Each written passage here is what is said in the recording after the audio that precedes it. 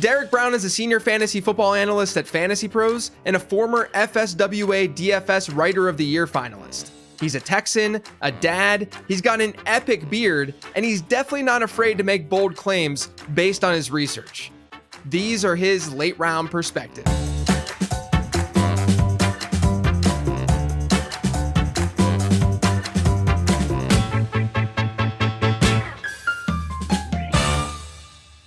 What's up, JJ? What's going on, buddy? I think the last time I saw you was when you were in my dadmobile over the summer. Yeah, I remember. We had a bunch of people at the expo. People were trying not to vomit on the way to another bar to have fun. And hopefully your wife doesn't listen to this podcast because it was an eventful night. It was. And for the record, everyone, I was the one driving. I was not drinking. And others, you were not about to vomit either. So I'll throw that out there. Others in the vehicle with me. I was trying to, just be their transportation from one spot to the next. But here, this is the scene though, is that we had driven to Pittsburgh. So the expo's in Canton. We had driven to Pittsburgh because that weekend my sister-in-law was getting married, the following weekend. So we're like, let's just extend this trip. We'll make it, 10 days or whatever, coming from Charlotte where I live. We drive up to Pittsburgh. I drop my family off there, and then I go to Canton for the weekend because it's a short drive from Pittsburgh to Canton. And so I have this vehicle, this SUV that we had driven up from here in Charlotte that had two kids in it. One, my son was only like 8 months old at the time. My daughter being 5, and everyone literally everyone piles in to get in this car, and everyone's giving me crap for how messy it was and how there were car seats in it. I'm like, guys, I didn't drive to Canton to DD you guys around. I drove to Canton because I went to this conference. I just so happened to be not drinking right now. I can take you to the bar. My goodness. It was so legendary because I remember, and I will admit I was not sober that night. But I was not the one. I want that on record. I was not the one possibly hurling around, about to hurl in your car. Sure. But the best part of that entire car ride, outside of the other banter, was basically the beginning and the end of it was, if you vomit in this car, I swear to God, I won't even kill you. I think my wife might. Yeah. That was stick. And I forget which, because dude, we had it packed. We had the van was packed. I forget who was giving you so much crap about. I think it's Daigle. I think Daigle was the one. It was either Daigle or it was Rich. One of them it was Harmon. One of them was giving you a ton of crap about the reality of how a car looks when you have kids. It's the reality, dude. There's crumbs everywhere. There's toys on the ground. Yeah. That's just you're gonna find half-eaten goldfish bags in the back. Like you're right. Like, oh well, it's not stale. Yes, It's still good. Right. It was a 7-hour drive from Charlotte to Pittsburgh. Like, give me a break, guys. And then you're like, come on, man. And then I had to put in some yacht rock to calm the nerves a little bit and calm people down in the backseat. My goodness. But I do think that was the last time that obviously we've chatted plenty just about the draft class and such. But I haven't seen you in the flesh since then. So it's good to see you, man. Oh, it's good to catch up, buddy. And yeah, the craziness when you're trying to balance all the life stuff and all the kid stuff between the content stuff. So we were having a night then. I've been having a day trying to get ready for this show. Yeah. It's been one thing after another, dude. But no, it's great to catch up, buddy. I know you've been deep in the prospect weeds just like me with the prospect guy, which you hammer every single year. As somebody who tries to combine the analytics and the film for all these guys, and hell, I was writing up UDFAs freaking last week and stuff. I always look to your guide as also kind of, I don't want to say like the measuring stick or the diviner rod, but it's kind of like I like to imbibe other intelligent opinions from around the community and stuff, and kind of see, okay, I'm kind of low on this guy, but let me see, because you come at it from a different perspective than I do as well. Like, what is your process and your model saying versus how my process stacks up too? So I think when we align or when we differ on guys, like we talked running backs last year, it always creates good conversation. And I always walk away from it with being like, all right, let me go back to the film or this on this with this guy. Yeah. You guys just did a UDFA episode, didn't you? Yeah, Thor and I, we actually... We went so in depth on the UDFA classes, and we went through every single team that they had to cut the episode into 2 episodes. So it is legit 2.5 hours of podcast on all 32 UDFA teams, and we are going down some very deep dynasty rabbit holes like Tanner Mordecai and some other guys in this class where I'm like, well, I'm not drafting them, but you sure as hell believe I'm going to stash them on a taxi squad or two. Yeah, I mean that's some DGen stuff right there, man. Going into the doing an episode on UDFAs, because like my approach is always that I'm just looking at guys who went to the combine for the write-ups and stuff like that, and then obviously you're going to get, you know, probably 10 or so running backs, 10 to 15 running backs, maybe 10 to 15 wide receivers who don't get drafted, and that's really like my subset of, because I want some sort of contained sample to work off of, right? Mm-hmm. Otherwise, I'm going to drive myself nuts and trying to like add these guys to the database and like find data from these small schools where you're trying to that people don't realize that the grind of the small school data and finding the data. They don't know. They really don't know. Like some of these guys, like when I was researching for that episode with Thor, I'm trying to find data on Chris Collier, who, people that don't know who Chris Collier is a running back on the Baltimore Ravens squad who got signed, put up big numbers at Lock Haven. And it's like, when you go to even that small of schools, like even places like PFF and places where we get college data from, they don't even have film for it. So you're like, okay, well, let me see what I can find. Yeah, so much of the stuff that I have in there for some of these like small school guys is literal data entry on my end. Yes. Like that, in February, I'm putting in, I'm looking at that stupid format. Someone could make millions of dollars by just normalizing the format of these smaller schools. Please. I know that I'm speaking to like 100 people here that are listening that can actually like commiserate, but the way that these smaller schools have it listed, it's just like it's like a PDF essentially that just has like pass attempts and pass completions and touchdowns and interceptions all in one line, and it just is not formatted or it's not clean at all. So a lot of it really is data entry at the end of the day, and that's honestly the most obnoxious and worst part of doing all this stuff by data. And obviously the UDFAs, like you said, you're talking about someone who went to Lock Haven and these schools that no one's ever heard of. Those are players that I would have to then do more data entry for. And I'm just not going to be doing that, you know, aside from the guys that went to the combine. The combine guys are enough. You get 80 profiles in there in the prospect guide. It's enough. It's true. It's enough. And you get deep with those guys too. Like you'll even get like the Jalen Cokers of Holy Cross and some other guys that come up. Yep. So you get deep, but you know, so you get the small school guys. And again, like we always have to like put the context around it. Like any of those UDFAs, even if they hit, they're going to automatically be an outlier. So it's like, how much are you going to bet on that? Like we're talking about legit, like, do I even add this player to a dynasty taxi squad? Because he might get cut in camp. So again, giving context. This episode is sponsored by Underdog Fantasy. I know a lot of you already play over there, but if you don't, you've got to check it out. They've got plenty of different fantasy-focused games for you to try, including one of my favorites, Best Ball. Best Ball drafts are simple. You draft a team, which you can do in minutes, and that's it. There's no waiver wire, no trading, no team maintenance. Your lineup is set for you automatically each week based on player performance. Now, I've already started creating Best Ball content for the summer, and there's more coming. Why not put that content to good use? Sign up over at Underdog Fantasy now by heading to underdogfantasy.com or downloading the app. When you sign up, use promo code LATEROUND for a first-time deposit offer up to $250 in bonus cash. That's promo code LATEROUND. Well, let's talk about landing spots a little bit because, you know, you're looking at these UDFAs, seeing what kind of impact they might be able to make. But I'm curious with your process. You know, we go through this talent evaluation for months and months and months. And then it's sort of like how we go through us analyzing redraft leagues and where to draft guys, et cetera, and who to draft for months and months and months. And then we don't pay enough attention necessarily about like how to manage your roster and what to do in season and stuff like that.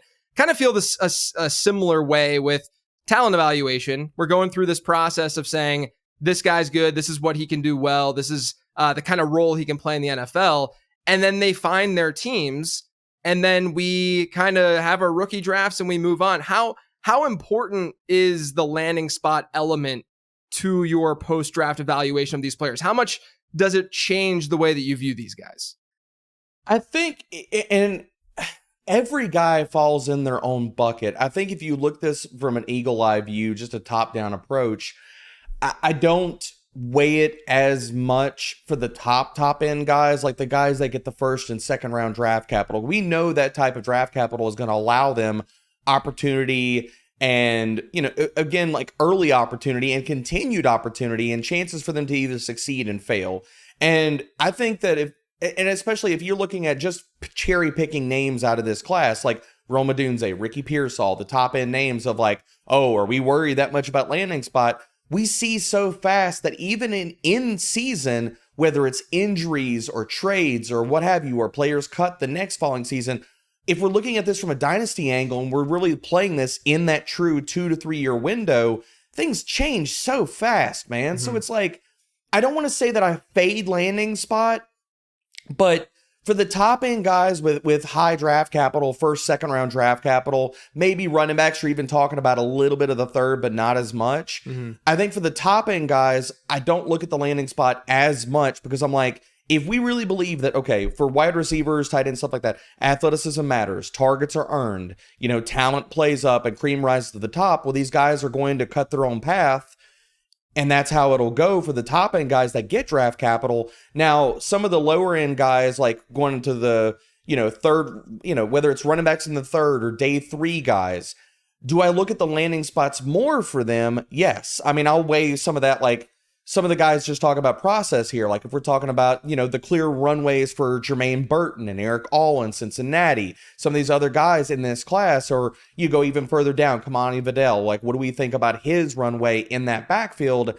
Then I start looking at landing spot being a little bit more specific the lower we go with draft capital, because those guys have to outkick their draft capital. They have to prove to teams that, look, you were wrong by not taking me in the second or third round. I have to get on the field and I have to show that to you. And then even if I show that to you in their rookie season, then I got to hope that the coaching staff doesn't change. And what I showed in my rookie season was enough for, if the coaching staff stays the same, for me to get the same opportunity next year and defy next year's NFL draft. Or if I get a new head coach or something, that again, I proved enough in that spot that I can also be your guy going into the next season. So just to wrap a bow around this, the high end of the draft capital, round 1, round 2, I fade it more. But when we get further down the board in the draft, and when we talked about play the round 4, round 3 kind of draft capital game, I pay more attention to it with those guys because they need it. Yeah, no, I think that makes a ton of sense. I think that this is similar to sort of what a lot of fantasy football is, which is kind of just looking at the edges and looking at the outliers and the extremes, because I agree with you. I think that it's a lot easier to look at day 3 guys and say, okay, Kamani Vidal, or look at, like, I really liked Isaiah Davis pre-draft, right? Yep, same. Isaiah Davis goes to the Jets. I'm not a moron. After them taking Braylon Allen, who they seem to probably like a little bit more just based on the talent and based on where they drafted him, right? Because day 3 picks, they're going to just get their guys. And so, and they're not going to play like the market game necessarily. And so, they go out, they get Braylon Allen, and then they get Isaiah Davis. Would I be shocked that Isaiah Davis is better than Braylon Allen? No. But at the same time, we now know that he's buried behind Breece Hall and possibly Braylon Allen as well. There's no reason, if I liked Isaiah Davis more than Kamani Vidal or in the same ballpark as Vidal pre-draft, there's no reason for me to like him the same way post-draft, because Vidal went to a team that obviously is going to run the ball a lot, and his biggest competition is a guy coming off a major injury, along with a 29-year-old bruiser who doesn't catch passes, right? So, it's easy to look at it from that perspective. And then I also think, though, from like the early round guys, every once in a while, maybe once, maybe twice a draft, you're going to just see this like massive either fit that doesn't look good or a perfect fit, where like last year, Devon Achane, right, goes to Miami. I mean, obviously that is like the quintessential perfect fit for a guy like that. This year, I don't know, maybe like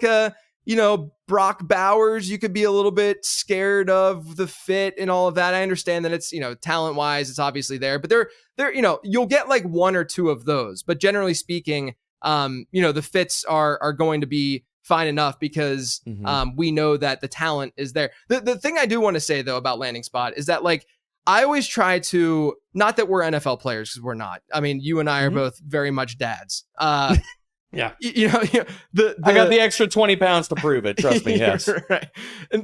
But I do try to put myself in the shoes of just a player and what an environment might be like. And I think, anyone listening to this, you and I, we've all had multiple jobs in our lives, right? We've gone to different workplaces and we've thrived and done better or worse in different workplaces based on what that environment was like, right? And so a player going to a team might find a team environment that they really can thrive in, and they can hit that flow state more often, and they can find that fit. I don't think Puka Nacua is Puka Nacua without falling to the Rams. Do I think that he's very, very good? And I'm speaking to one of the original, the OG truthers of Puka Nacua here. Do I think that he's good? Yeah. I mean, he had a lot of good markings last year from a analytical standpoint to be a great prospect. But I do think that it was a lot easier for someone like me who was like into Nacua, but not to this degree of like, he's going to be really, really good. It's a lot easier for me to be like, I mean, Nacua and a Sean McVay offense, when there's literally no one else in that offense, you could see that working out. And then all of a sudden you can sort of snowball that into,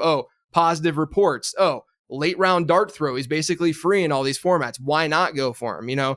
And so I do think environment from that perspective, it has to matter to some degree. No, it has to. Yeah. No, agreed. Like if you would have taken Nacua and say he gets the same capital, but he goes to the 49ers, okay, there's no chance he's seeing the field and playing over a lot of those guys. Like, not only like if you want to talk about 12, 21 personnel, they don't even run a ton of 11 personnel. Right. So it's like they're not going 3 wide. He's not even sniffing snaps. So it's like he wouldn't even have the opportunity, even though if we could have like rewinded and put him in a bunch of different landing spots, if he doesn't see the field with 5th round capital, he never even has the chance to prove whether he is good or he's not. And then we're just like, well, okay, well, never mind. We burnt the round 3 draft pick that we paid, for him in Dynasty Rookie Drafts last year. I absolutely agree. Yeah. Speaking of the 49ers, let's just jump to this really quick because you're very high on Ricky Pearsall, I saw. And look, I like Pearsall more than the market as well. I'll get that out of the way. I'm actually kind of shocked that of where he's going, especially in Superflex drafts. It seems like there's a very, very clear tier divide between like him and like a Keon Coleman, when I think that, it's fine, from a standpoint of like getting that immediate production, all of that, I can understand people going that direction, but I do think that he belongs in that tier from like a talent perspective and then the fit perspective. But what are you seeing with Pearsall? And then I have a follow-up to that where right now Deebo Samuel and Brandon Ayuk are both in San Francisco. Okay. If we were to assume that one of them was out, I know that Pearsall's your wide receiver 5, I believe. If one of those guys were out, would Pearsall jump Xavier Worthy for you? I would look at him and Worthy in a similar tier because I feel like both of them. Now, if one of those guys gets out, and I would say he's probably going to stay where he's ranked right now because also with the Worthy situation, we're playing Rashee Rice. What happens with that? Sure. And how does that affect Worthy's rookie season? I think if we were to just like, if Deebo or Ayuk got traded, I'm probably bumping Pearsall over Worthy in my rookie ranks for this year and for how people are attacking rookie drafts, because then the path is a lot clearer. Yes, sure. I mean, one of those wide receivers is still there. Yes, CMC is still there. Yes, Kittle is still there. But, depending on what that looks like, Kittle's he's aging. He's getting another year older. And I love how you set this up, JJ, because I've been smashing Ricky Pearsall in every rookie draft. Like, I feel like he's consistently falling because after those top 8-9 picks in Superflex rookie drafts, then you kind of get into that tier of this long tier of wide receivers that were either drafted at the back end of round 1 or round 2. And it's like you kind of picking your favorite flavor out of that. And I feel like Pearsall goes after all those guys. And I feel like we're baking in, or at least the drafts I've been, it's baking in too much the fact that Deebo and Ayuk are still there. Yeah. And I'm like, why are we doing that? Because we just saw a team, one of the best offensive minds in the NFL, one of the best offenses in the NFL, just invest first round capital into a player. And this also speaks to another point of just this class too. I feel like this class in itself is going to test a lot of processes, a lot of people's models, a lot of people's just approach to prospects, because you have a big divide. And I don't feel like it's been discussed some, and you can correct me if I'm wrong with this, JJ, because again, I'm not a model guy. I know you are, and how we approach the rookies, but I don't feel like the divide in how both of those things are matching up for how this class is viewed. I feel like the blanket statement has been thrown out there the entirety of this class of, oh, it's so awesome. The wide receivers are so good, blah, blah, blah, blah, blah, blah. And it's like, depends on where you're coming from, because I think a lot of these guys, like, there are deeper metrics, and Pearsall is a great example of this. If you look at his yards per route run, if you look at a lot of his volume metrics and how people's models are built, he might not look great in your model. But then if you look at deeper metrics like per PFF, 89th percentile in receiving grade, 91st percentile in receiving grade versus single coverage. You look at his film, he's fantastic. He tested really well. He gets open for days. He offers you some yak ability. He's a really damn good route runner. And so it's like, if you marry the analytics versus the film and versus even deeper metrics, it's like, however your process stacks up, there are a lot of guys in this class that could go up your ranks or down your ranks depending on what that looks like. So I think this is going to be a really, really awesome class to test our processes about how we look at certain players, how we look at prospects, and how we come to those conclusions. And when we look back on this class after a year of NFL data and seeing how guys performed, it's going to really, I'm not going to say shake up some people's processes, but I think it's going to lead a lot of us, maybe all of us, to go back to the drawing board and saying, okay, how do I account for this? What does this look like? And how do I make whatever my process is even better going into the next class? So I think Pearsall should be talked about at the top end of that long tier of wide receivers. I've got him as my wide receiver 5 in my Superflex rankings overall. He is my 11th overall player. So I think anywhere in that late first round conversation, like at the 110 all the way to the early second, is where he should be, and he should be at the top end of that conversation. Let me, before I get into what you were just talking about, because I do want to talk about that topic, because it's one that I very, very much agree with you about. You do more film analysis than I do, than others do, even in the space, because a lot of people were obviously analytics heavy. When you walked into this draft and after you were done doing your review of the wide receiver class, did you have the thought that this wide receiver class was as elite as others were talking about it? As elite? No.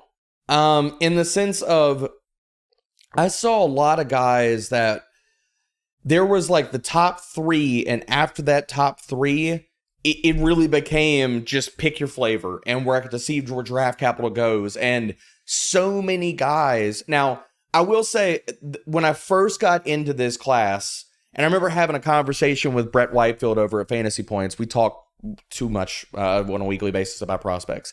And I was like, I feel like I'm coming in lower on this wide receiver class than a lot of other people in the space. Because again, like when I get into it, like I'm looking at the analytical profiles for guys, but then I do get into the film, and there were a lot of wide receivers that I went back to the film on, and I ended up higher than when I originally entered the process. So I think overall, I'm probably a little bit lower on this class than maybe some other people, because a lot of my love list guys, JJ, the NFL said, I don't like those guys. Like some of the deeper guys in this class, like the Johnny Wilsons, the Malik Washingtons of the world, where I was like, look, I've got a round 3/round 4 grade on you, and they tumbled to round 6. And I'm like, okay, well, congrats on being an outlier if you hit. Yeah. Because now the NFL said, no, we don't care about you. So, which sucks. So I think like, I like this class, but I looked at a lot of like the middle tier of this class. I was like, if they get round 3, round 4 capital, which didn't happen for a number of guys,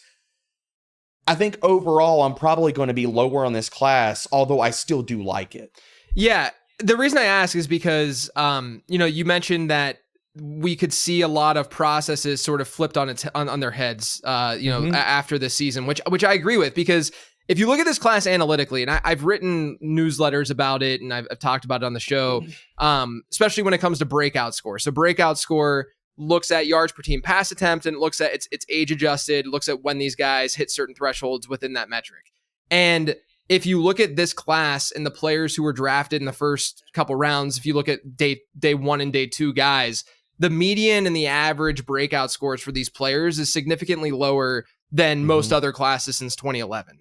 Now, I don't know if that is simply due to them not being as good of prospects, or there are all these other factors that we have to now account for and deal with, which is NIL is one. Yep. Another is the COVID year, obviously, because some of these guys just stayed in school longer as a result of that. Some of them didn't play enough games to register a breakout score that one year.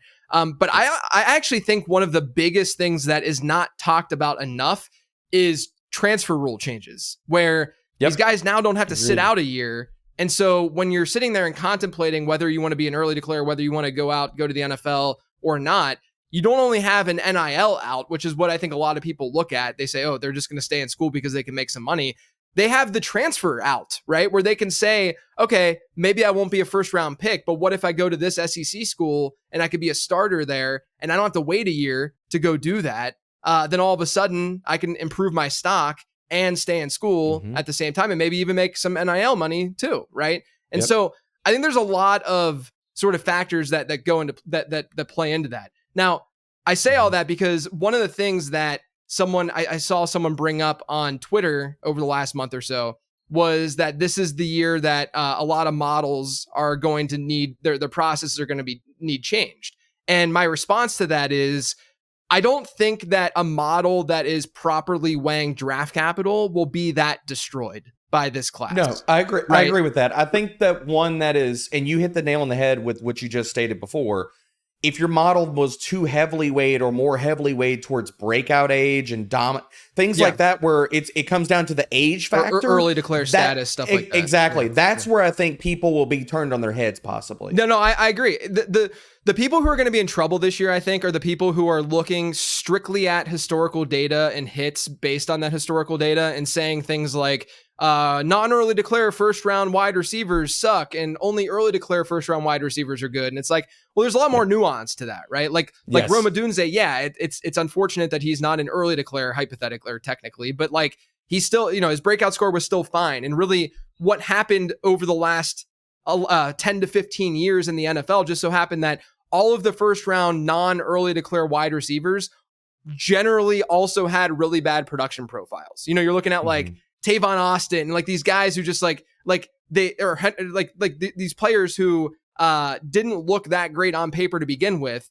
And then you're tagging them with the non-early declare status, but the other stuff is still what matters more. And so, to your point, that almost feels like we're just double counting anyway. Exactly. So it's like, wait, he wasn't going to look good in your model anyway. So that part of his profile, it's like, okay, you just lump it in. Like again, I just feel like you're double counting if that's the case. You are. Yeah, you absolutely are. And that's why I think like having, I've worked for years in testing this model at this point, right? And it's very, very important to make sure that you're not double counting things and that you're not weighing things a particular way, or, too heavily one way or not the other. And you're looking at a large enough sample size to really understand what the data is saying.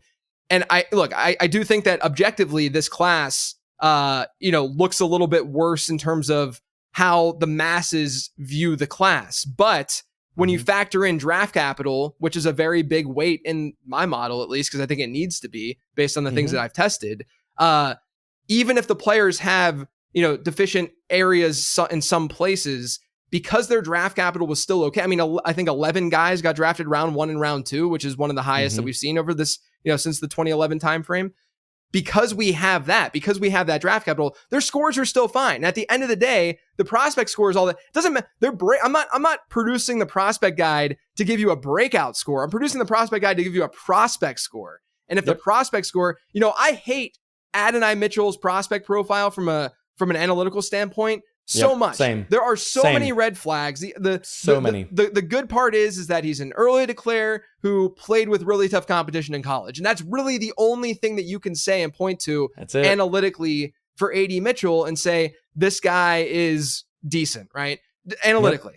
And then Keon Coleman's not far off of that either. Yeah. So, yeah. And so, but to that point though, he's still got decent enough draft capital. He does have the teammate score. He is an early declare. Okay. All of that combined, he has a score of 83, which isn't like amazing for where he was drafted, but it could be way, way worse. Right. And I think that the general point is that all of these things work together, right? We can sit here and pinpoint certain metrics like in yards per route run or certain yards per route run against certain coverages and say, this is what typically hits in the past. That's fine, but don't let that give you take lock at the end of the day. Don't allow that to overshadow the greater picture. And a guy like Pearsall, the reason why a lot of analytical models did not like Pearsall that much. No, and I understand why. Yeah, right. But mine actually didn't mind him because it really likes versatile wide receivers who did stuff on the ground. And that's what it liked about Jaden Reed last year. And that's what it likes about Ricky Pearsall now.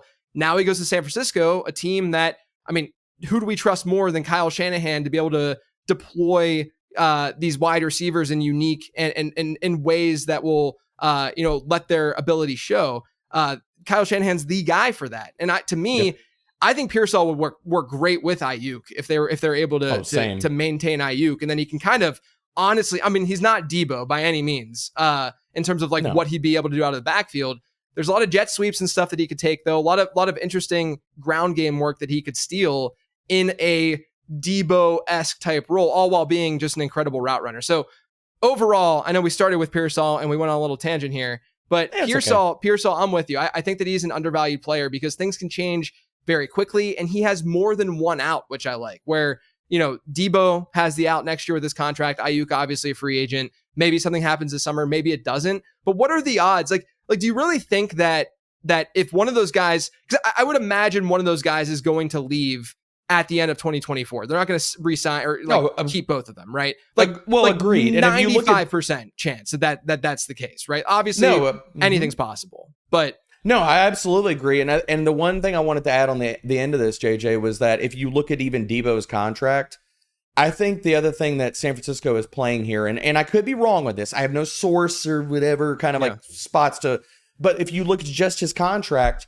and we know that Brandon Ayuk wants to get paid, which deservedly so, he's freaking awesome, is that if you look at Debo's contract, if they trade him pre-June 1st, they would only save 6.9 mil against the cap. You look after June 1st, they trade Debo after June 1st, they would save 22 million against the cap. So basically you're saying if we trade Debo after June 1st, here you go, Ayuk, here's your contract. Yeah. So that could be the only thing that we're waiting for. And so while I'm in rookie drafts and you're trying to take your mind's eye and say, how does this play out? And I don't feel like the market is fully accounting for one of these players will be gone.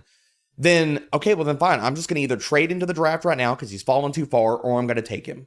Yeah. And if you assume a 95% chance that one of those guys is going to be gone in 2025, I don't think that Pearsall from a market value standpoint, even if he does, let's say Debo and Ayuk are both there in 2024, Pearsall doesn't get a lot of run. Maybe he has average route run efficiency, nothing crazy, right? He's not like Cedric Tillman bad, but he's not, just this monster, like Dontavian Wicks per route or something like that. Say even he's like Jordan Addison per route. Sure. Which honestly was, if you take the receiving touchdowns out of the equation, his rookie season was really overrated as far as on a per route basis. Yeah, totally. So let's just assume he has kind of an average peripheral type season. I don't think the market's going to then all of a sudden be like, oh, we don't want Ricky Pearsall when that opening is occurring, right? When that hypothetical opening is happening, because the system, that they seemingly have the quarterback, things are at least in place for Pearsall to step in. So that's why I also think the market value aspect might be a little bit overrated. Really quick, we did mention Keon Coleman and Adonai Mitchell. You are very low on both of them. So talk to me about those guys. I mean, I'm very low on them because whether you want to look at this from an analytical standpoint or a film standpoint, I wasn't enamored with either side of the aisle.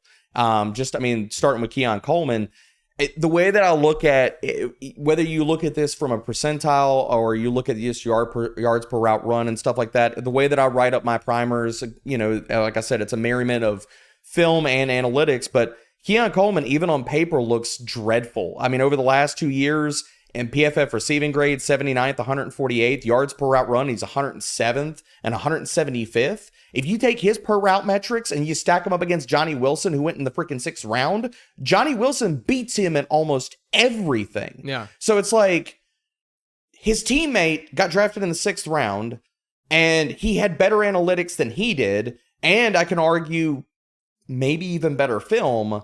And we believe that, okay, well, he got the 2nd round draft capital and the reason that like I don't even drop Keon and Adonai even further, and I haven't even gotten into Adonai yet, but like with Keon, the reason that I didn't drop him even further is because of the draft capital. Yeah. Like maybe I should come up a little bit on him, but again, we're all taking stances in rookie drafts, and if people are following my ranks, the way that I view Keon Coleman and Adonai Mitchell, I'm taking the hard stance of if we're cherry picking guys out of this second and third tier of wide receivers and players in this draft class that I want to target, Keon Coleman's not at the top of the list. He's at the very bottom of the list. And, you know, so it's like, whether you look at this from an analytics standpoint, you look at it from a film standpoint, I don't think he's a great route runner. He was asked to run to space a lot versus zone. Way they used him at Florida State, even deeper analytics, 42nd percentile in receiving grade, 39th percentile against receiving grade versus single coverage. Like, there's nothing that jumps off the page for me for Keon Coleman to say,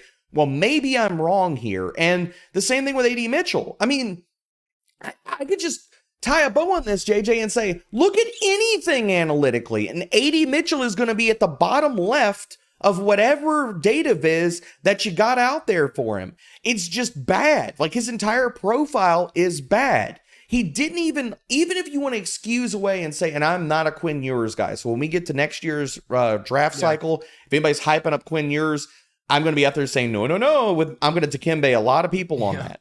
But with Adonai Mitchell, it's like, even if you want to excuse away some of the quarterback play, the analytics are dreadful. The deeper metrics on him are okay, but they're not amazing. It's like, I look at both of those guys. I think Keon Coleman is not going to be a high-end target earner at the NFL level. I look at when Buffalo drafted him, it was, we need to build a basketball team. Okay, we have the point guard, we have the small forward, we have the guy who can beat zone, we have our tight end who can do a lot of different things, beat man coverage and stuff. We need an X guy that we can use in the red zone, somebody with size that we can use as a chess piece to fill that type of role. And with Adonai Mitchell, I look at it the same way. Shane Steichen said, okay, we need explosives in this offense. Alec Pierce couldn't do that for us last year. As athletic as he was, he's not a good route runner. It doesn't translate to the field. So they said, okay, we need to go get another guy that can stretch the field and create explosives, because that has been a staple in Steichen's offense. If you go back to Philly, what they did for Jalen Hurts in that offense, it's going to be the same thing for Anthony Richardson. So they're going to have Pittman playing the X. They have, everybody else underneath as far as Josh Downs and the running backs taking care of his own coverage and the tight ends. Adonai Mitchell's going to be asked to stretch the field. And both of these guys, I don't look at them as having high-end target earning potential or profiles. Like, I think both of them are going to live in that 17 to 20, maybe 21% range. Mm-hmm. And that's kind of like the best case scenario for me. I just don't see them being high target share guys or high target per route run guys to where they're really going to be demanding targets at a high enough clip to where they're burning me if I don't draft them in drafts. Yeah. One of the weird things for me, I don't think I've shared this on the podcast. I've shared it in like the Discord and stuff like that, but I've been kind of surprised that people have been hyped about the AD Mitchell landing spot with there being, they just extended Michael Pittman. Same. No, they just extend Michael Pittman. Same. Josh Downs, I think, is one of the better young slot players in the league. And then you have obviously a mobile quarterback who we don't even really know exactly what. I mean, I love Anthony Richardson and I'm excited to draft him in fantasy and all that. But we don't know exactly what we're getting yet. To me, the AD Mitchell move, and by the way, it's very funny that the after night one of the draft, I tweeted out all these comps because like Xavier Worthy's top comp, my model was Marquise Brown, and there were a lot of comp, like teams just doing the same thing over and over again. Like Xavier Legette, one of his comps was Jonathon Mingo, and so there were these comps from these players that they had just drafted or just traded for, whatever, or signed. And I said on Twitter that the Colts were about to take AD Mitchell because Alec Pierce was his top comp and analytical comp. And then they did, because it's the most Indianapolis Colts pick of all time. That Chris Ballard, he loves athletic wide receivers. He of course they were going to get AD Mitchell. And so that I thought maybe there was a chance they were going to go the Brian Thomas route, but they go get AD Mitchell. I think at the end of the day, the Mitchell move is just way better in real life to fit a need for them than it is in fantasy, like you're saying. Like I too agree that he's probably going to max out or like be in that like 18% target share range. Of course, anything's possible. I understand that. But I think from a reasonable projection standpoint, like he'll get to that like 18% target share range, especially with Michael Pittman there, who we know can gobble up a lot of targets and will gobble up a lot of targets. And it's not a pass heavy offense because of Anthony Richardson. It's not going to be this massively pass heavy offense. They do run at a good pace, which is going to help volume, but that's my fear with Mitchell, is that it's a better real life thing. And then with Keon Coleman, I think Coleman's a better prospect than Mitchell. But I do think that there is a lot of uncertainty with how they're going to deploy him, because they want to deploy him as the X. I talked a lot with Matt Harmon about him seeing Coleman more as like a big slot, maybe play more of like that Michael Thomas role. And maybe he evolves in that way. Cause I personally think that like a Curtis Samuel, Khalil Shakir can play inside out. Like I think both of them are that's true. Capable enough to not be locked into the slot. And so maybe as the season goes on and it evolves, they don't just have Keon Coleman locked in to that X role. But I do think there's a lot of volatility to both of those players. And to me, like Coleman, I am higher on partially because of the landing spot, partially because I just think he was a better prospect. Mitchell, I mean, look, I might regret this in a year, who knows? But I have not drafted Mitchell yet in a rookie draft. Same. I have not drafted AD Mitchell once, and we're in lockstep as far as the comps. My comp and my wide receiver primer was DJ Chark, and I think that he could have a very similar career arc. Yeah. Not to get too gal-brained here, but this is something I brought up on a show last night, and I think it's very interesting when we look at how these teams are even viewing the players that they've selected, okay? And correct me if I'm wrong here, JJ.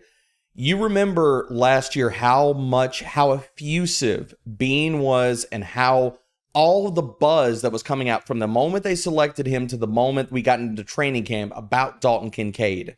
I don't know how many of the pressers and stuff for the Bills or the quotes and stuff you've heard them talk about, like Keon Coleman, what his rookie season could look like. They're probably going to play him at the X and ease him in as he learns the playbook. Like for me, if you stack up this team talking about skill players and not very differing draft capital and their outlook for what they could see of both of these players as rookies, it is a much more tepid approach and conversation from Bean and the other coaches and stuff out of Buffalo right now for Keon Coleman than anything I heard last year coming out of the same camp about Dalton Kincaid. Yeah, I think that's an interesting point to bring up. I also think that some might say, well, who else are they going to play? Which I can understand, but they can run a lot of 12, and they can do that. Exactly. They could do that with Curtis Samuel and Khalil Shakir and still not necessarily have Keon Coleman on the field. So there is that at play too. I think that's an interesting thing to add for sure. This episode is sponsored by Underdog Fantasy. I know a lot of you already play over there, but if you don't, you've got to check it out. They've got plenty of different fantasy-focused games for you to try, including one of my favorites, Best Ball. Best Ball drafts are simple. You draft a team, which you can do in minutes, and that's it. There's no waiver wire, no trading, no team maintenance. Your lineup is set for you automatically each week based on player performance. Now, I've already started creating Best Ball content for the summer, and there's more coming. Why not put that content to good use? Sign up over at Underdog Fantasy now by heading to underdogfantasy.com or downloading the app. When you sign up, use promo code LATEROUND for a first-time deposit offer up to $250 in bonus cash. That's promo code LATEROUND. Another thing we got to talk about with your rookie rankings, man. This is going to ruffle some feathers, I feel like. Oh, I'm sure feathers have been ruffled throughout your mentions for the last 2 weeks since you've published these. But your 101 in Superflex right now is Jaden Daniels, which I want to add before I go. Like, I talked to Jim Sonis before the draft, who does great work with quarterbacks, and his model loved Jaden Daniels. And I asked him straight up, if Jaden Daniels goes to Washington number 2 overall, would you be okay with drafting him over Caleb Williams? And he at the time said that it might have changed. I probably should have asked him before I started talking about him on this episode, but like he was okay with doing that. I think at the very least, he'd probably have them in the same tier. I have a separate tier between Caleb Williams and Jaden Daniels, but I get it. Like I understand where your head is at with this, but talk to me a little bit more, because it seems like you're also lower on Caleb Williams, and maybe it's just that you like, because I'll just go to this next question. You have JJ McCarthy ahead of Caleb Williams right now. I don't know if you still. Yeah, okay. I do. So you have JJ McCarthy over Caleb Williams. Is this a situation where you're low on Williams, or are you just high on Daniels and McCarthy?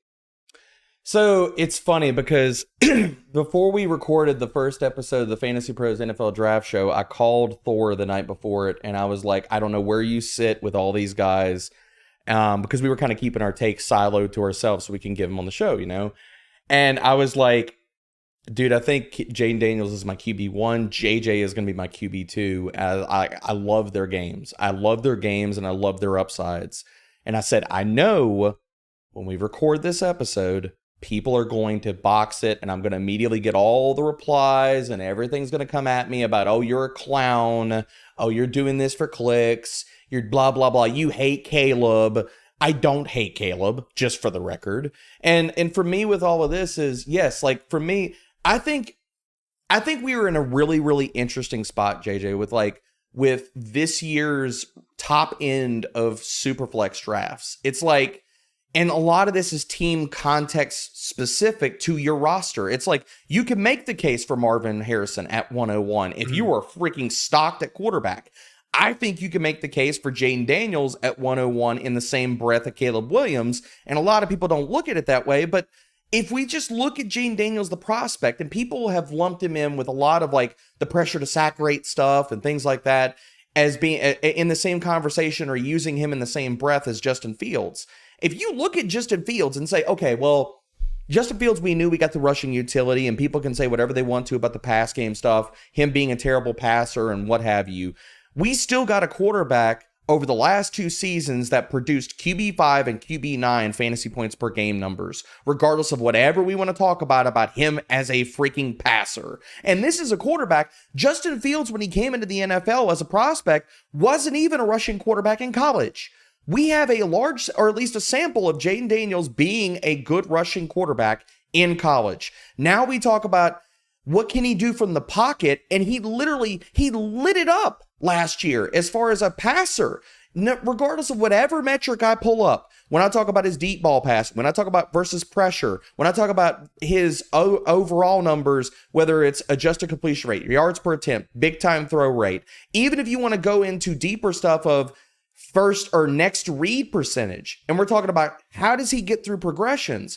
Out of the top 4 quarterbacks in this class, JJ, Jaden Daniels has the highest percentage of getting to his next read, higher than Caleb Williams, higher than Drake May, and higher than JJ McCarthy. So the way that I look at Jaden Daniels is we are getting Justin Fields, but he is a better passer, like hand and step, like easily a better passer. Like anybody that still believes or ever believed in Justin Fields, the way that I'll look at Jaden Daniels is you hope he becomes Jaden Daniels eventually in his career.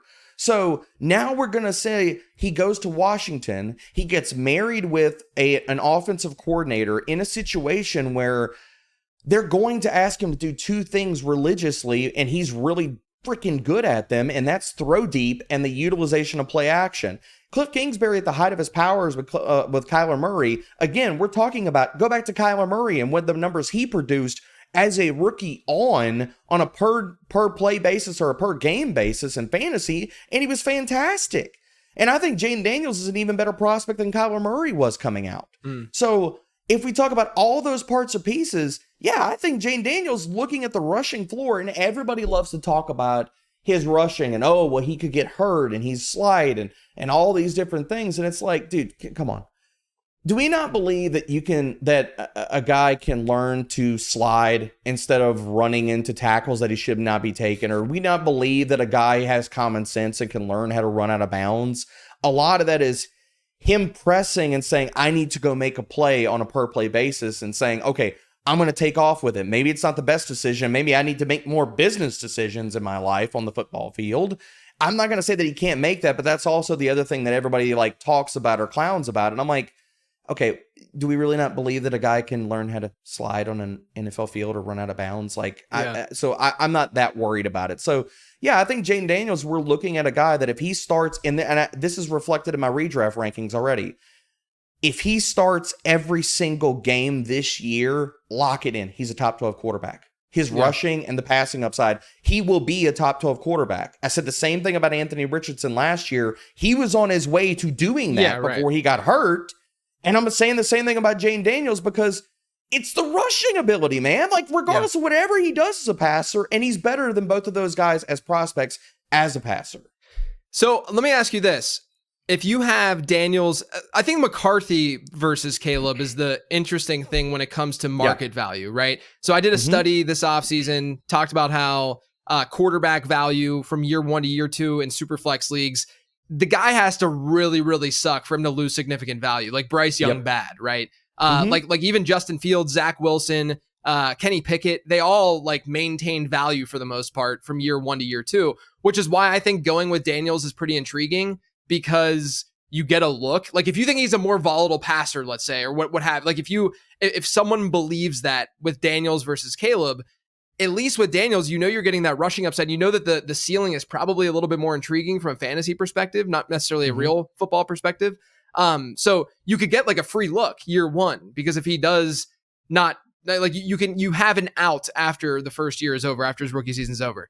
With McCarthy versus Williams, my question to you would be, what are you doing with the market? Because the market clearly likes Caleb Williams more. And that's obviously a piece to dynasty building and roster construction is you want to accumulate value on your team. So how would you parse that out? How would you sort of argue the McCarthy over Williams thing based on what the market's saying? Because it seems like, there's obviously less room for error with McCarthy year 1 than there would be for Caleb Williams.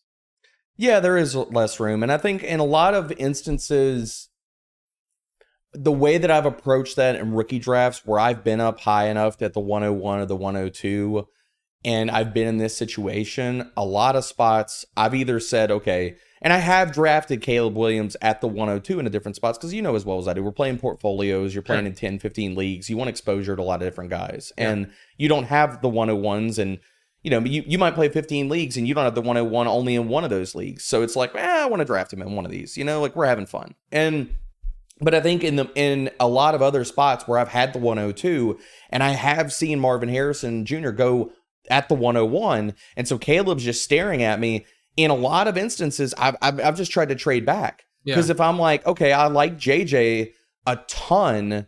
And with that ranking, because I want to give context with that ranking, the ranking that I have of Caleb Williams is I am acknowledging the range of outcomes for him as a player that I feel like a lot of other people are not acknowledging.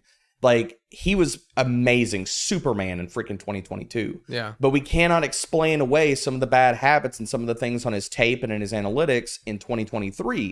2023 happened. I get it. I get the surrounding cast stunk. I understand that.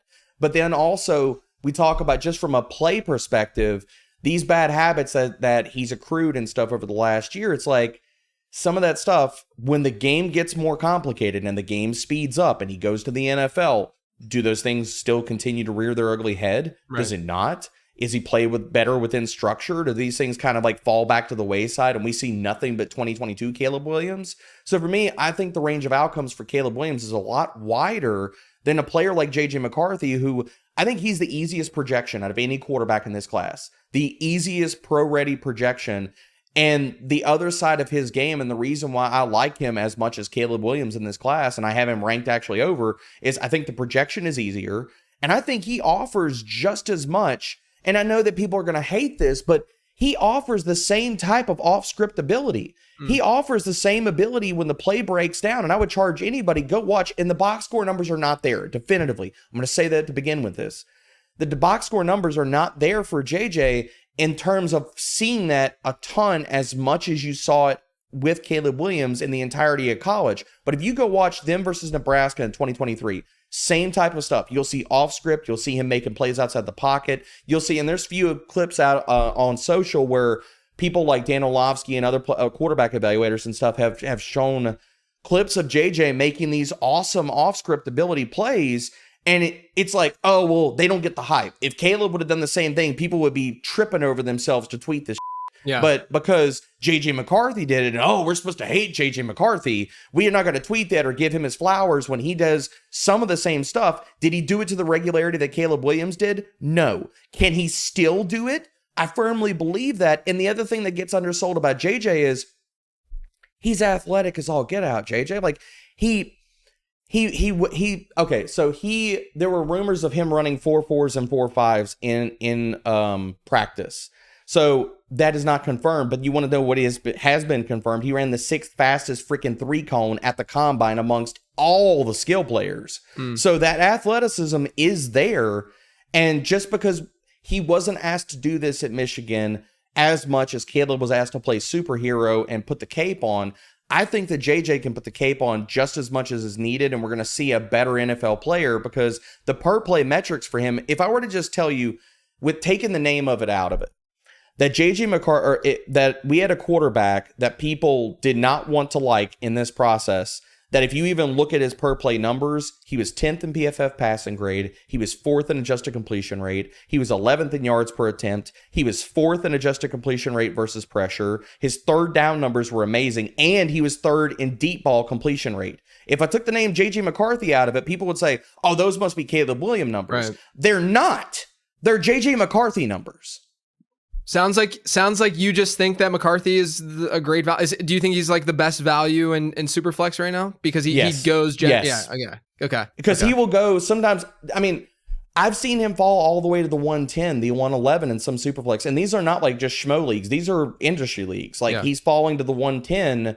And I'm like, that should not happen in Superflex. Like, that just shouldn't happen. He should be going at the 105, the 106. Right now, my Superflex ranks, like I've got him at the 104, but he's in that conversation where he should not get past the 106. Yeah. So I'm trading into drafts. I've drafted him. I've traded up from the 110 to get him and stuff, like at the 108, the 109. And I just feel that people have gotten so centered about their take lock. And I feel like that take lock has not only been centered around JJ McCarthy, but some of the running backs in this class that we're going to discuss here in a little bit. Yeah. To where it's like, people have gotten so locked into these takes about JJ McCarthy sucks and this running back class sucks that they can't even see the forest from the trees now. Yeah, let's talk about that because I think one of the most undervalued players in rookie drafts right now is Jonathon Brooks, which I did not necessarily think that was going to be the case going in because I didn't know what kind of draft capital he would get, and I was going to play the game theory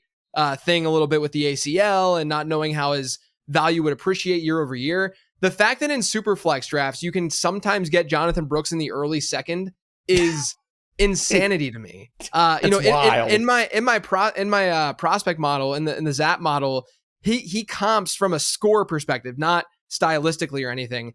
He's literally right next to Kenneth Walker in score. Kenneth Walker was a very firm, I know it's a different class and all of that, but very firm mid first round pick in Superflex whenever he came out. People were very, very high on him. I don't know what it is. I think that you're right. I think that the sentiment around the running back class is part of the reason why people are not bullish enough on Brooks. But to me, landing spot, great, right? Like you get an environment where Chuba is going to be gone next year. Not only are, I don't mind I think Chuba, there's a little bit of an anchoring bias with him based on what he did because he was bad year one, like legit bad. Yep. And then he's gotten better. Like he's not as bad and replaceable as I think some people believe. With that being said, Jonathon Brooks is a far superior player than Chuba Hubbard. And then Miles Sanders is Miles Sanders. So Brooks immediately can and should see work once he's healthy. But then you get Dave Canales in the way that he used Rashad White, right, last year. You get an environment that should only get better, hypothetically. And Brooks obviously can be healthier, and he's a very, very good prospect. I am assuming, given you were clapping when I said that Jonathon Brooks was an undervalued asset, you agree with me. Oh, I adamantly agree with you. I think that Jonathon Brooks should go no later than the 108. I think that he should be locked in as the 108 in Superflex rookie drafts. I think the fact of, and this is ahead of Brock Bowers, so put all the quarterbacks, put the top 3 wide receivers ahead of him, that's fine. But I think Brooks should be the next name off of the board. And I mean, dude, we're walking out of this rookie draft for everybody and all the crap that people heaped on this running back class. We are walking out of this running back class with a confirmed future, possibly the end of this season, bell cow. Right. Like, we are getting Rachaad White with draft capital. Yeah, like we're getting Rachaad White with draft capital. Why not? It's so weird to me. Like, he is actually like not only does the prospect model see him with a score of 94, which is really, really good, that's also, it does account for teammate, gives him a teammate score based on him playing behind Roschon and Bijan at Texas. But at the same time, he would have scored better had the teammate score is not going to account for what he hypothetically could have done as a starter for his entire college career, right? Like he could have looked even better within that model. And so to me, even though teammate score is trying to account for all that, to me, we always are putting these elite running backs up on this pedestal and being like, we got to get this guy, we got to draft him because we know how good they are from a valuation standpoint in Dynasty year over year and how beneficial it is to have a true bell cow in fantasy football. And then we have one and people are like, nah, I don't need this. It's crazy sauce. I honestly think it's absolutely ludicrous. And this is where I talked about people are just so firm in that take lock. It's like they can't even see that we're getting a bell cow. It's like, they try to explain it away and they're like, oh, well, the ACL. And it's like, okay, all right, I believe in modern medicine. Unlike, if you don't believe in modern medicine, that's fine, but I believe in modern medicine. So the ACL is not the coffin nail. And we look at this backfield and you want to talk about, yes, Dave Canellis. Rachaad White was 7th in opportunity share. We're going to go back further. You talked about Kenneth Walker. Dave Canellis was on the sideline as Seattle's QB coach, and he watched Kenneth Walker get ranked 13th in opportunity share. Not only all of that can we see from the outside looking in, out of Dave Canellis' mouth and out of Dan Morgan's mouth has come, we value the running back position. And I'm like, okay, that's great. I value the running back position too with Jonathan Brooks. Like, I have him already ranked as a Dynasty RB1. He's inside of my top 12 running backs. I think he's my RB9 right now. He is my RB. We might be hand-holding. I want to make sure, like, I'm not lying to you about that. Right now, Jonathan, my RB9. Yeah. He's my RB9 right behind Kenneth Walker and Travis Etienne. Yeah, yep. So my thing is, if your excuse to not draft Jonathan Brooks, at least in round 1, let's say, or where he's going at ADP, if your excuse is that you're worried about the ACL, I can understand that a lot more than I'm worried about anything else. Like if you truly are worried about fine, that like that's at least something that's tangible. Maybe you're worried about his value year over year and how that might manifest. But to me, not that I would agree with that, but to me, yeah, I was fixing to say I don't agree with that too. Right. But I thought you were with me on that. So to me though, the player himself is very, very good. Would you say that within rookie drafts this year, your biggest surprise is the way that people are looking at the running back position? I think it's twofold. I think the biggest surprise comes to how people are evaluating the running back position, and I think how people are evaluating the tight end position in rookie drafts. And it's specific around 2 different players. And I want to bring them up here because people are not high on this tight end class. And I'm not telling anybody that I'm high on this tight end class as a whole.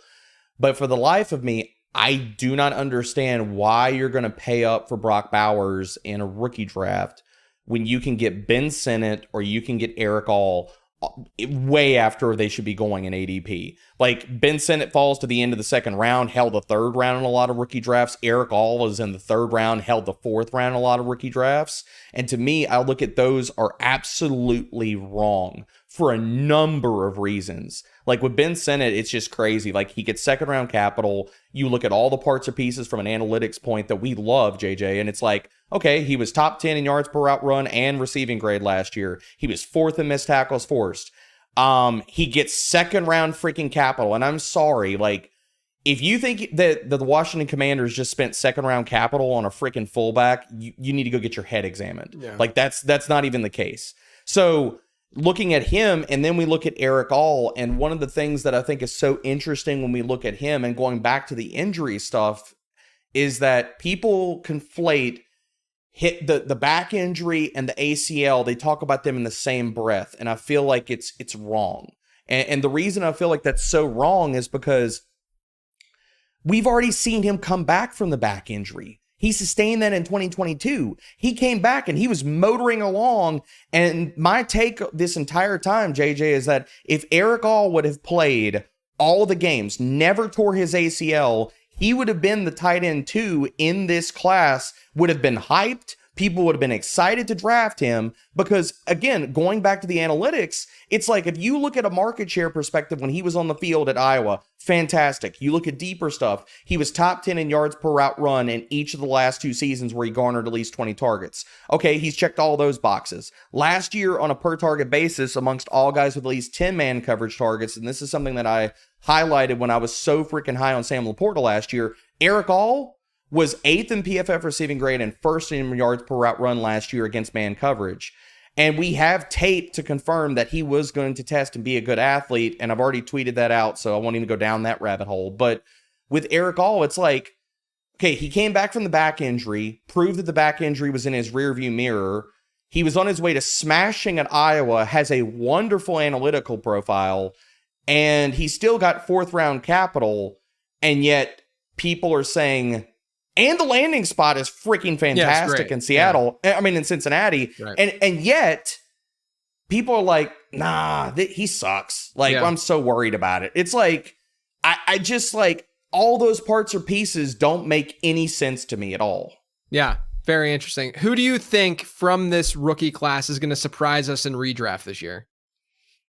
I think the low, and again, I'm just living in Cincinnati with this. I think Jermaine Burton's the easy answer. Yeah, here. I like that. I think that I loved him so there's 2 players that when I watched their film this year and looked at their analytical profiles, I wasn't expecting to love as much as I love them. And one is Javon Baker and the other one is Jermaine Burton. And I think looking at both of those guys, they were mischaracterized and misused in college. Both of those guys are discussed as field stretchers only. I don't think that that's the case. I think both of those guys can get open in short, intermediate, and deep. I think that both of them have good analytical profiles, especially in the case of Jermaine Burton. There are so many instances where you can go back to the film and you could say, dude, if Jalen Milroe would have been at least a decent and average quarterback at throwing the football, Burton should have smashed. And if you go to all the deeper analytics, top 30 in yards per route run, PFF receiving grade, he was massive against percentiles, against single coverage, like zone, everything. And so not only that, he tests really good, and he got 3rd round capital outside of all the off-field stuff, which swirled everywhere, and everybody said he was going to drop to the 5th or 6th round, and he doesn't. And I'm like, okay, well, one of these guys, Javon Baker, Jermaine Burton, one of them is going to smash this year, and everybody's going to kind of act surprised about it, and I don't think they should be. Yeah, Model definitely likes them a lot versus where they were drafted. You and I had talked about Burton a little bit via DM before the draft hit. A little worried about the off the field stuff, but if he can stay on the field, it's a really, really great spot for him. Let's move to best ball a little bit. I know that you play best ball. I saw that you have Kyler Murray as hugely undervalued. I do as well. I think right now of all quarterbacks in best ball, I mean, if you look at my pre-draft stuff, he was by far my highest rostered quarterback. Same. Do you think that this is going to change? Do you think that because the quarterback position is as deep enough that Kyler's ADP is really going to just hover where it's at right now, or do you think it's going to rise? I think he's going to be stuck where he's at, man. Like I'm looking at best ball ADP on Underdog right now. I'm staring at this, and it's like I feel like this top 6, top 7 quarterbacks like is locked in. Like maybe he hops Joe Burrow and he becomes the QB7, and that pushes him up into the high 70s. Mm-hmm. But that's really the cap. Like I don't see him getting above Anthony Richardson. I don't see him getting above CJ Stroud. And so if that's the case, then what are we talking about? At the very height of probably if his ADP and he catches more steam, and what is he going to be in the mid 60s? So, okay, then maybe he's going where Jalen Hurts was a few years ago. And it's like, okay, well, great. I'll take that. You're telling me I'm going to get him in the 5th round and I could start just like either, going running back and then hammering wide receivers, or hammering wide receivers and getting to that point. I mean, I put it in the article that you're referencing, JJ. I said it in that article. My favorite best ball stack right now is Kyler Murray and Trey McBride. And I don't understand either. Like, I understand Kyler's ADP. I have no freaking clue what the hell we're doing with Trey McBride's ADP. Like, what are we doing with tight ends just in general? I could use that as a blanket statement for a whole different episode. But Trey McBride going in the 40s whenever he like legit was top 3 in everything for tight ends after week 8 last year makes absolutely zero freaking sense. And it's like, it's too cheap if you think that he could be a top 2 tight end or finish as tight end 1 overall and you're getting the discount on Kyler Murray. It's like, I'm just going to hammer this. Like, I'm going to have so much Kyler Murray and Trey McBride, it's going to be nauseating because I can pair them together. And you're not paying the iron price that right now Marvin Harrison Jr. is subtracting from you. Like, he's a top 15 player. Yeah. You don't have to pay that for Trey McBride, and Trey McBride could honestly out-target him this year. Yeah, I mean, I think there's a group of tight ends who you wouldn't be shocked if they finished as a tight end 1 this year. I'm even going to put like Mark Andrews in there. I think Andrews is undervalued. Yes. I don't think the gap between Laporta to McBride should be as wide as it currently is. And then Kelsey. Kelsey's, I mean, like, let's be real, like, it's Travis Kelce. We can't just discount Kelce and assume that he's just going to not be productive. I mean, he can still absolutely be productive. I agree. It's really weird because I'm not always like the early round tight end guy. But I feel like their cost, I mean, we're just not seeing like the top 2 round guys happen this year. So it's a lot easier to swallow that and get a guy in the 4th or the 5th. Even Kyle Pitts, where he's going, I'm fine with. It's like... Yeah, it's crazy, man. It's like this year, it's like everybody said for years and years and years, the elite tight end matters so freaking much. Travis Kelce is deserving to go in the 1st round. Mark Andrews goes in the 2nd round of almost... How many years in a row did we do that? And then this year comes up and everybody's like, nah. Yeah. I don't... No. And it's like, why? Yeah. Those points are still valid, but now you're not using like. Yeah, I don't get it. I really don't get it. I think a lot of it has to probably do with like VORP, right? And the fact that we now have more of them. But my argument back to that is we don't have enough of them still, right? We're still not as like deep at tight end as we are quarterback, even though we have gotten a nice influx of tight end talent, and we should feel good about that finally. It's still not to the point where, you can just wait forever because there is a wall that you will hit, within these best ball drafts where tight end gets really, really rough. Regarding Kyler, something that I have that's going out in a newsletter. By the time that this episode's out, maybe the newsletter will be out. I don't know. But Kyler has seen 4.9 rushing points per game in every season of his career. He's been over 5 in 4 of his 5 seasons. Okay, that's just points with his legs, right? Oof. There's been 35 quarterback seasons since 2011 where the quarterback hit 5 or more rushing points per game, hit that average, while also having 300 pass attempts. So they were the starter for their team, and they were hitting this 5 rushing points per game mark. Only 4 of those players were under 18 points per game, and the lowest was 17.3 points per game, which was Josh Allen during his rookie season where he was horrible, through the air. So basically, and by the way, an 18 point per game average is basically a low end QB1, what we saw from a low end QB1 last year. So you're basically drafting Kyler Murray close to his floor. And then obviously the ceiling is there if things really hit and mesh with Marvin Harrison, which I think we all kind of expect that to occur. Another thing I want to ask you about, we know that underdog drafts, best ball drafts will skew wide receiver heavy. Like we know it's going to happen. But in these early drafts, it does seem like things are almost going a little bit too far. And I'm going to be starting the Becoming a Best Ball Bro podcast next week, where I'm bringing on smart best ball players and some of the best in the world to ask them these questions as well. Do you think that people are going a little bit too far with zero RB right now?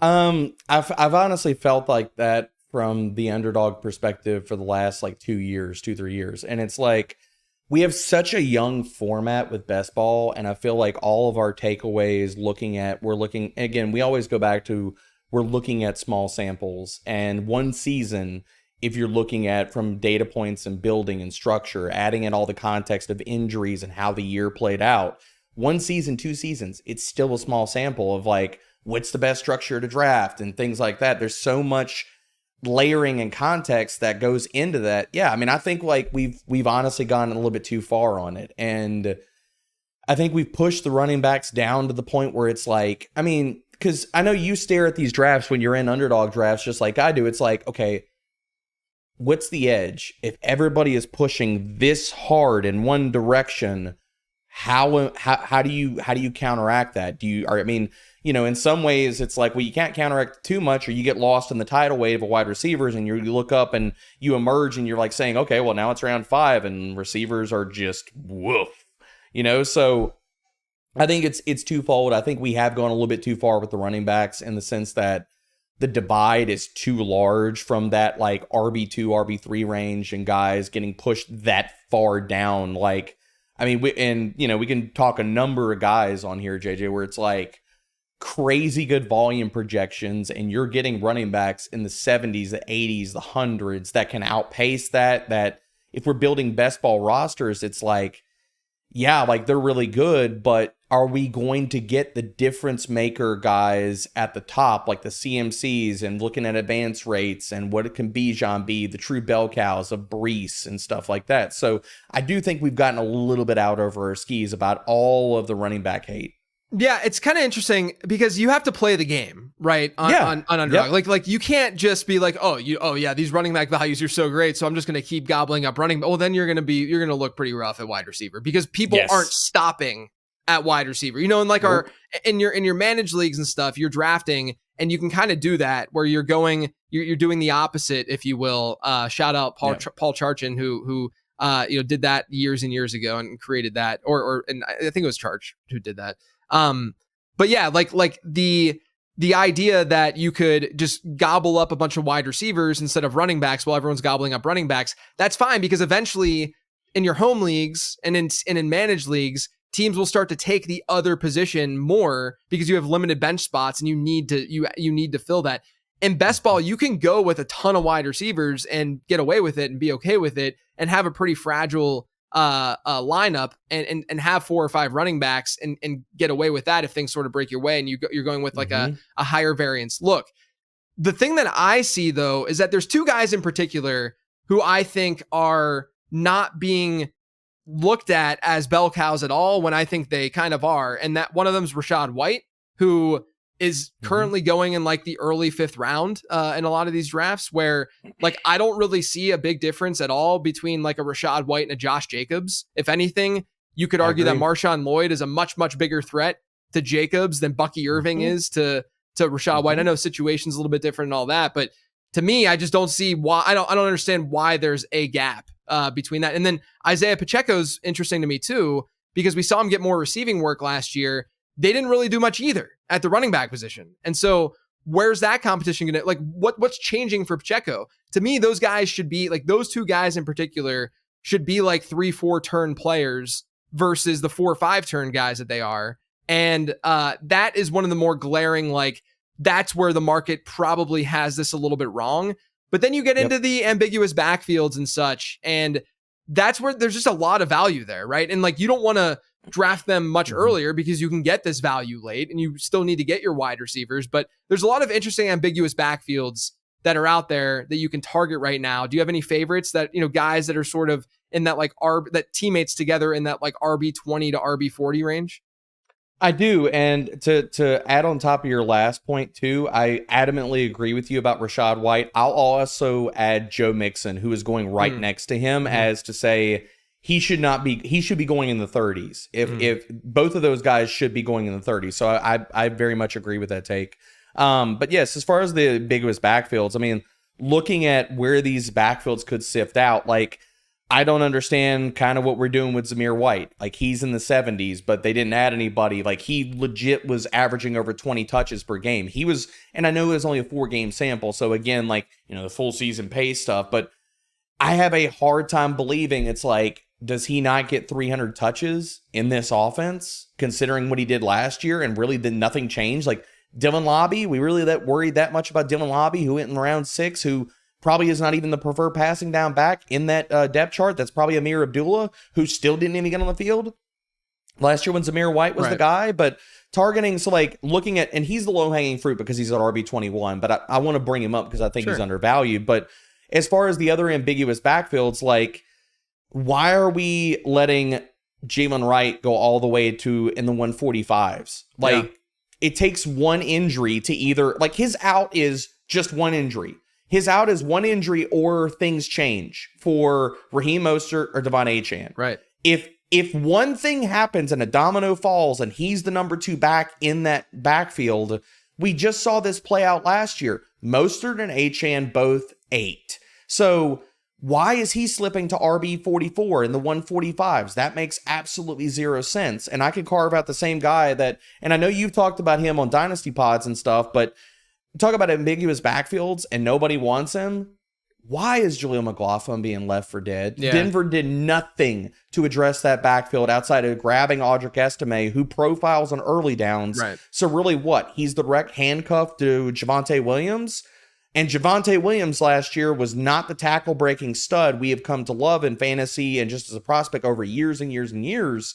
So why do we hate Jaleel McLaughlin? Like, why is he being left in the RB 50s for a player that he is legit? And I said this early in the offseason, JJ, and you tell me, talk me off the ledge, tell me I'm crazy here. But what is the big difference, like, in Jaleel McLaughlin and Devon Achane? Like, he's, to me, yes, offensive environment, but you're looking at similar archetypes. You're buying into RBBCs, and there's a lot of context around the offense and the scoring potential, but super, super freaking efficient. Like, every metric that you pull up from McLaughlin last year, he was top 15 in everything. He was 5th in missed tackles forced per attempt. He was 4th in yards after contact per attempt and yards per route run. We've seen previous iterations of Sean Payton offenses where he doesn't give a crap about the size of a guy. He's going to use him in the passing game. And now we have a quarterback that's set to start now that is going to pepper the short and intermediate.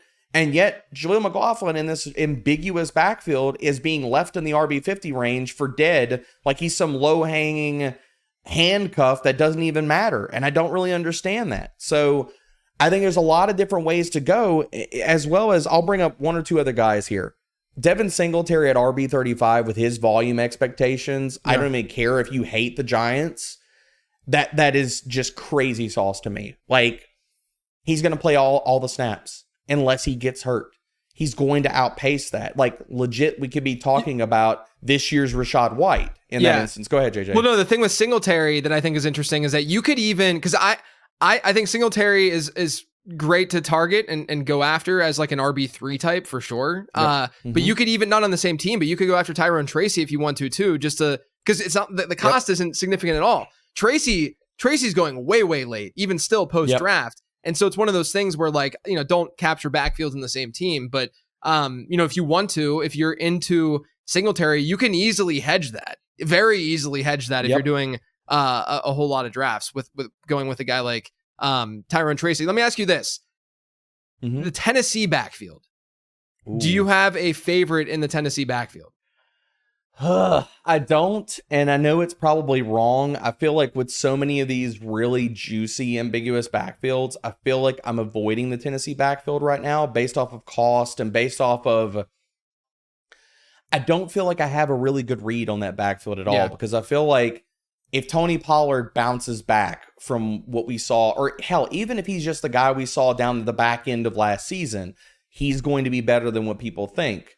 As well as Tajay Spears on a per touch basis was freaking awesome. Now, all Tennessee did was say, okay, maybe the knee stuff and things like that, he's still going to be involved too, as like, he's probably going to get 150, maybe he gets 200 touches in this backfield. And that's one of the backfields I'm probably just avoiding right now, because I look at where both of them are going in drafts, and I'm like, I can make the fade bet on other players, or I can feel like I can get similar volume, maybe better offensive situations by going with Marshawn Lloyd at RB45 and making the bet against Josh Jacobs and what is going to be, I mean, I don't think it's anything crazy to say Green Bay, I think on a per, you know, they're going to score more points this year than Tennessee, or going with Jerome Ford, which is like, do we know if Nick Chubb's going to play a snap this year? And he's being left at RB42? Very hard to draft Nick Chubb right now. He's being left at, Jerome Ford is an RB4 in drafts, and everybody's making the assumption that Nick Chubb even plays this season. I don't even know if we see that.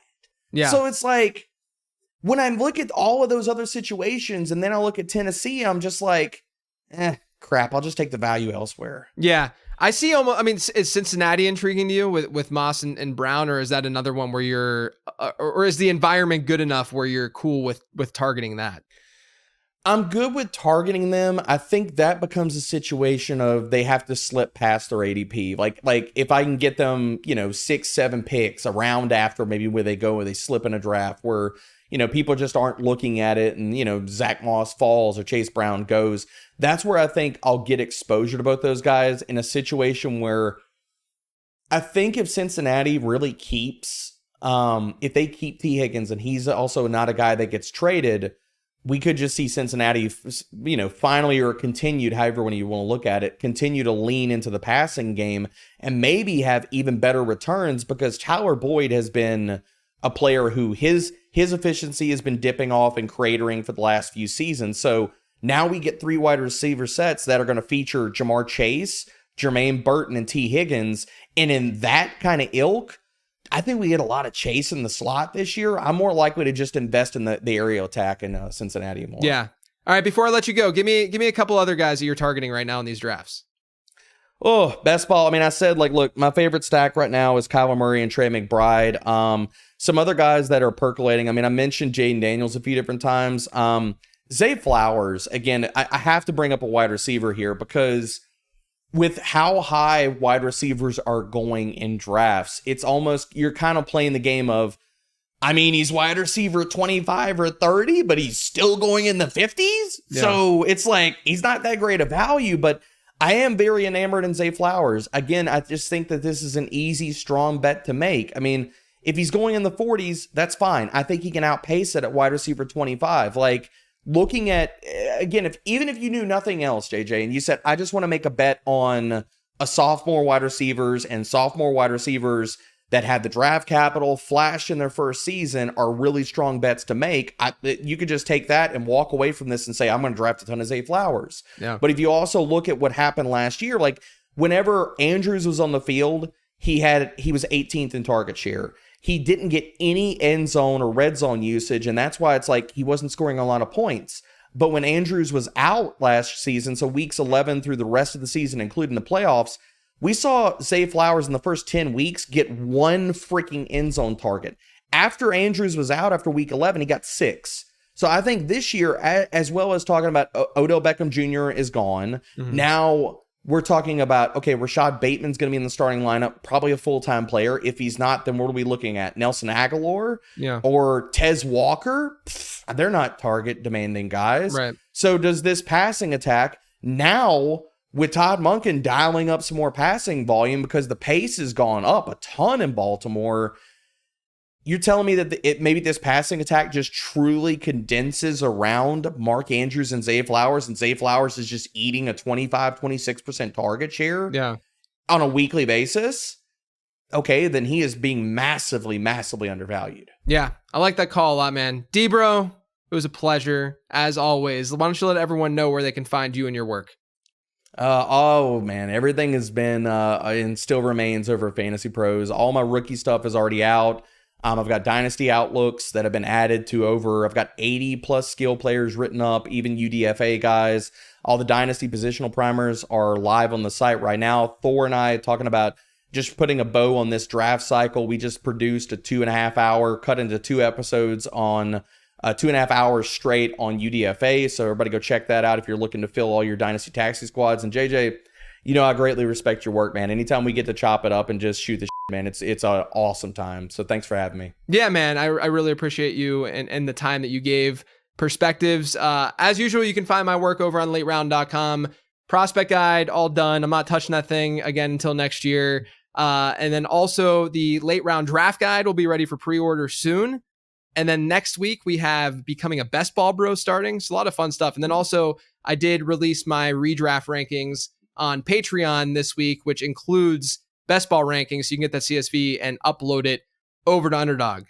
But everyone, thank you so much. And thank you as always for tuning in.